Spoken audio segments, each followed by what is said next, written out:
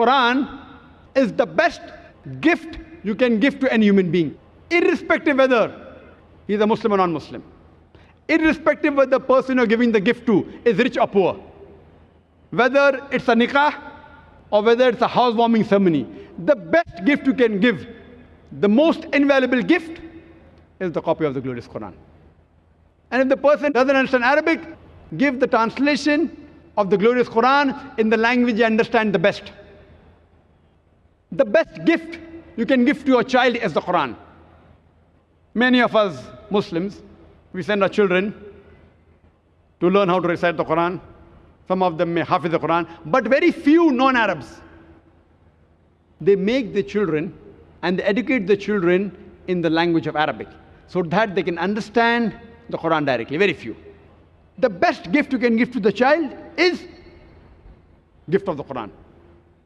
Most of us, including myself, we were unfortunate that our parents did not think it important that we should learn Arabic as a language when we were children.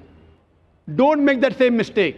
See to it that you teach your children Arabic as a language. It is the best gift you can give to your children. It is the best degree you can give.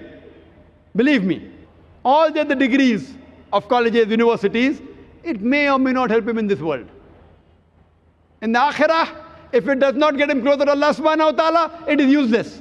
But if you give the gift of the Quran, if you give the gift of the language of Arabic, inshallah, because our beloved Prophet Muhammad said that when a person dies, 3 things yet get him sawab jariyah.